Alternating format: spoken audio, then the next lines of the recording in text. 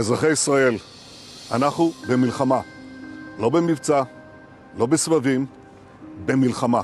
Have you ever wondered about a warning so powerful it shakes the entire world? We are talking about the final end-time prophecies getting fulfilled in Israel. So let's dive into this video and understand what could be so alarming. Is it a prophecy, a revelation, or something else? Let's find out. Throughout history, there have been religious predictions about signs indicating the world's end. One of these predictions revolves around Jesus returning and the construction of a third temple. Surprisingly, these prophecies align with current events, bringing about more astonishing revelations. And recently, the reconstruction of the third temple created a shock. The idea of rebuilding the third temple in Jerusalem holds great cultural and spiritual significance, especially for the Orthodox Jewish community. Interestingly, it's considered even more crucial than the previous temples that were destroyed. The roots of this idea go back to the Hebrew Bible, where prophets foresaw the arrival of the Messiah coinciding with the construction of this new temple. However, a significant challenge arises because the proposed location for the third temple is also home to an important Islamic structure called the Dome of the Rock. This situation has sparked a long-standing dispute between Israelis and Palestinians over authority on the Temple Mount. It has become a complex geopolitical issue, with some countries not officially recognizing Jerusalem as Israel's capital. Despite these challenges, the desire to build the third temple remains strong. However, making it accessible for Jewish worshippers is difficult due to the presence of Muslim individuals, particularly women dressed in traditional black attire, who often discourage Jewish visitors. Additionally, Muslim leaders argue that there was never a temple at that location. Moreover, the third temple holds immense religious and historical importance for Jews. It symbolizes the re-establishment of a sacred site central to their faith. Nonetheless, building it faces various challenges, from physical construction hurdles to the region's complex religious and political factors. This clash of determination and historical disagreement continues to shape the ongoing story of this sacred site. With this reconstruction, something mysterious was also found. A big discovery that many people are talking about is related to the Temple Mount in Jerusalem. This place is super important for both Jewish and Muslim communities because it has a lot of history and religious meaning for many generations. Recently, they found something interesting under the Al-Aqsa Mosque on the Temple Mount. There used to be a special place where Jewish people did rituals to make themselves spiritually clean. This is a big deal because, in the Islamic tradition, they believe the mosque was built by a really important person named Abraham long ago. So, basically, this place is special to different religions for different reasons. Now, here's the cool part. A British archaeologist named Robert Hamilton made this discovery after an earthquake messed up the mosque. He found something amazing under the mosque's floor, a Jewish ritual bath called a mikvah. This mikvah was important for Jewish people during a time called the Second Temple period. It was a place for them to get spiritually clean before going up to the special grounds of the Temple Mount. What's really interesting about this discovery is that it challenges what people used to think. Some folks believe there was never an ancient Jewish temple at this location, but thanks to this find, history is kind of changing. Scholars are going through old British records and finding proof that there really was an ancient temple at the Temple Mount. It's not just about old stuff. It shows how important religion and culture are to this special place. It is like finding a missing puzzle piece that changes how we see this important site. It's like shining a new light on its history and religious meaning. Further, another prophecy was fulfilled with the arrival of red heifers. 5 special red heifers recently came to Israel from a ranch in Texas, causing a lot of excitement, especially for those who believe in a prophecy about building the third temple in Jerusalem. These heifers, all less than a year old, are crucial because if they stay entirely red and flawless, their ashes can be used to purify people according to Jewish law. This purification is super important for Kohanim priests to do their duties in a future temple. After arriving, the heifers went to Haifa for a quarantine of at least 7 days, following the rules of the Israel Veterinary Authority. Later, they'll be moved to 2 places in Israel, with one eventually open to the public.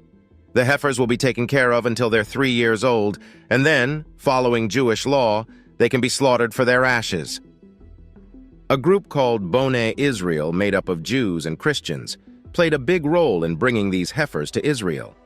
A Texas rancher, Byron Stinson, who works with the organization, raised these cattle. The heifers got a special welcome at Ben Gurion Airport, attended by Temple Institute officials and other important people. In the Bible, having a red heifer is super important. The ashes from a red heifer were needed to purify the Israelites, as mentioned in the book of Numbers, chapter 19. These ashes were used for purification rituals at the temple. Today, the appearance of a red heifer is seen by many as a sign that the construction of the third temple is coming, and some people believe that Christ might return. 9 red heifers were traditionally sacrificed since Moses' time, but none after the second temple was destroyed. Rabbi Maimonides believed that the Messiah would sacrifice the 10th red heifer. In September 2022, 5 flawless red heifers arrived in Israel from Texas, and many see this as fulfilling a prophecy, bringing us closer to a new temple. According to Mosaic law, the rules for a red heifer are strict. It must be without defect or blemish and never have worn a yoke. The red heifer sacrifice had unique features, like using a female animal, being sacrificed away from the tabernacle's entrance, and having a specific color. In Numbers chapter 19, verses 1 and 10, the Bible describes the detailed process of slaughtering a red heifer. The priest Eleazar oversaw the ritual outside the Israelite camp. The ashes from the red heifer were crucial for purifying those who touched a dead body, highlighting the heifer's importance in Israelite religious practices. These biblical commands about the red heifer symbolize Christ's sacrifice for forgiveness. Jesus, like the red heifer, was without blemish. Just as the red heifer was sacrificed outside the camp, Jesus was crucified outside Jerusalem. The red heifer's ashes, cleansing people from the contamination of death, parallel Christ's sacrifice, saving us from the consequences and corruption of sin and death. Still, despite various challenges, the third temple is under construction, and recently a ceremony happened. In an ancient ceremony linked to the third temple, a special group of priests called Kohanim and Levites recreated old rituals. Just on October 12th, they redid the ancient water ceremony for the third temple.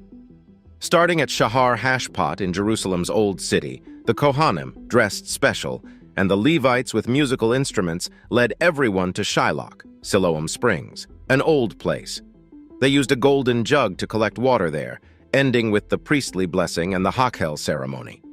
Even though the Torah doesn't say you have to pour water, it's part of Moses' oral tradition and seen as a happy celebration. During the last 6 days of Sukkot, the water pouring happened with wine in the morning service. People worldwide joined in the Sukkot celebrations, making it a global day of worship. These events match prophecies about building the third temple, making everyone excited about ancient predictions coming true. Further, there was the rediscovery of the ancient Pool of Siloam. The Pool of Siloam was an amazing place, 53 feet long, 18 feet wide, and 19 feet deep, made of natural rocks and crafted by skilled hands. Unfortunately, it was destroyed when Babylon attacked Jerusalem and the Second Temple. But the good news, it got rebuilt during Nehemiah's time and got even bigger when Herod the Great was in charge. It became a spot where poor and sick people came for healing and was super important during the Feast of Tabernacles, celebrating when the Israelites got free from Egypt. The Festival of Booths, or Sukkot, is a big deal in Judaism. It remembers the time when they got free from Egypt and survived in the desert. People build temporary sukkahs, like their ancestors' shelters in the wilderness. Sukkot is a way of saying thanks to God and asking for rain. It's a celebration happening in Jewish communities all around the world.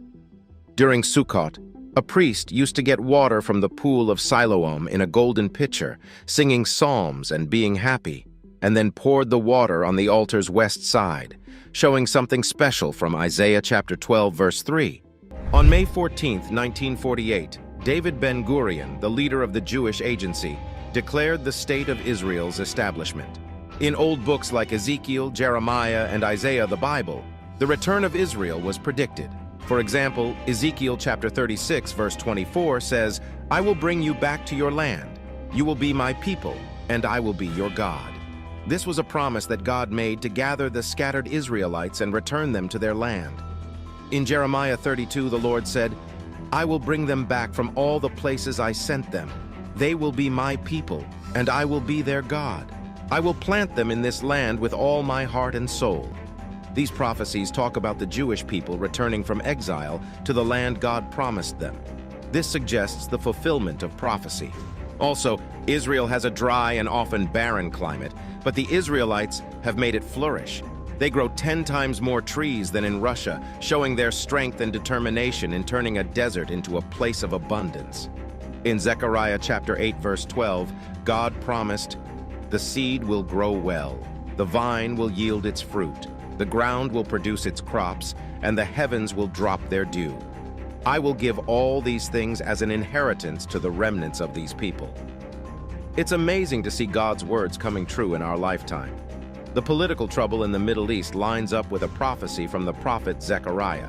In Zechariah 12, it says, "I will make Jerusalem a cup that stirs up trouble for all the nearby nations. Judah and Jerusalem will be under attack. When all the world's nations gather against her, I will make Jerusalem a solid rock that can't be moved. Anyone who tries to move it will hurt themselves." Israel has some of the best military technology globally, and Jerusalem, just as predicted, remains a center of conflict. Jerusalem's role in biblical prophecy. Jerusalem plays a vital role in many prophecies getting fulfilled in Israel. Given its status as a center of conflict, Israel has invested in advanced military technology. The time for Jerusalem's fulfillment is drawing near.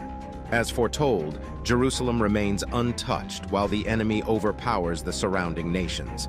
Zechariah chapter 12, verses 7 to 9 says, "The Lord will save the dwellings of Judah first, so that the honor of the house of David and Jerusalem's inhabitants may not be greater than that of Judah.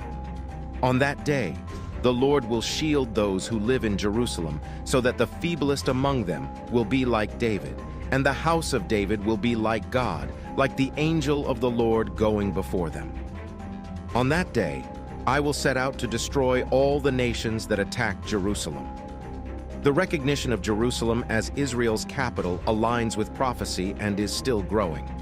Zechariah chapter 8, verse 3 states, "This is what the Lord says, I will return to Zion and dwell in Jerusalem. Then Jerusalem will be called the faithful city, and the mountain of the Lord Almighty will be called the holy mountain." Jerusalem's importance continues to rise as a political and spiritual capital. For the Jewish people, Jerusalem holds deep significance, not just as a political capital, but because their temple once stood there, symbolizing their faith and heritage. Zechariah 8:20 speaks of this, saying, "This is what the Lord Almighty says, many peoples and the inhabitants of many cities will yet come, and the inhabitants of one city will go to another and say, 'Let us go at once to entreat the Lord and seek the Lord Almighty. I myself am going.'" Powerful nations will come to Jerusalem to seek the Lord Almighty. Spiritual restoration and fulfillment of prophecy. Ongoing spiritual restoration in Israel aligns with biblical prophecies. Joel chapter 2, verse 28 declares, "And afterward I will pour my spirit on all people. Your sons and daughters will prophesy, your old men will dream dreams, and your young men will see visions." This prophecy is fulfilled in the New Testament, as quoted by the Apostle Peter in Pentecost Acts chapter 2, verses 17 and 18. The outpouring of the Holy Spirit marked the beginning of a new era, forming the church and spreading the gospel. In Romans chapter 11, verse 26, the Apostle Paul writes about another significant prophecy. He states, "And in this way, all Israel will be saved. As it is written, the deliverer will come from Zion. He will banish ungodliness from Jacob." This prophecy looks forward to a time when God's deliverance will bring about the salvation of Israel, construction of the third temple. Another significant prophecy in Israel is the construction of the third temple. The book of Ezekiel contains detailed prophecies about rebuilding the temple in Jerusalem. Ezekiel chapters 40 to 48 give us a thorough vision of this future temple, including precise measurements and instructions, emphasizing its careful planning and divine importance. In the book of Daniel, we find a passage with profound implications in chapter 9, verse 27.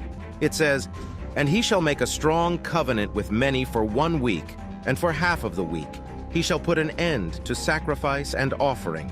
And on the wing of abominations shall come one who makes desolate until the decreed end is poured out on the desolator." This prophecy hints at the existence of a temple in Israel and the resumption of rituals, including offerings and sacrifices. The Antichrist and signs of the end times. As we delve further into biblical prophecies, the concept of the Antichrist comes to light. The Antichrist is a significant figure representing evil and plays a crucial role in the unfolding of earthly events and the fate of humanity. The idea of the Antichrist is woven into the stories of the Bible, often associated with evil during the world's final chapters. While historical figures like Nero and Hitler have been linked to this concept, viewing it with fresh eyes is essential. The Antichrist emanates from the beast, symbolizing satanic power throughout history. This beast will peak during the Great Tribulation, a period of extreme adversity. In the tumultuous times of the end, the Antichrist will emerge as the leader of the devil's world system, wielding immense authority. He will possess extraordinary charisma, spreading false teachings and performing deceptive miracles that will ensnare many in his lies. The concept of the rapture, where believers are taken to heaven before the tribulation, plays a crucial role in discussions about the end times and the Antichrist, the last rapture sign, and the Antichrist's reign. The final rapture sign warns that the end times are drawing near. Various ideas circulate about what it might entail, such as global disasters or significant political shifts. This sign brings together various indicators and events that signal the climax of human history is approaching, a subject of much theological debate. Following the rapture, the Antichrist is expected to assume the role of a charismatic leader, promising peace and order amid the chaos. His false teachings and impressive deceptions will lead many to follow him, and he will seize control of the world stage. The absence of the church, including believers, opens an opening for the Antichrist to grasp power and govern the world. These events are part of a more comprehensive plan orchestrated by divine authority. Scriptures such as Romans chapter 9 verses 14 to 24 affirm that God determines future events, and Revelation chapter 17 verse 17 underscores God's influence on world leaders to fulfill his plans.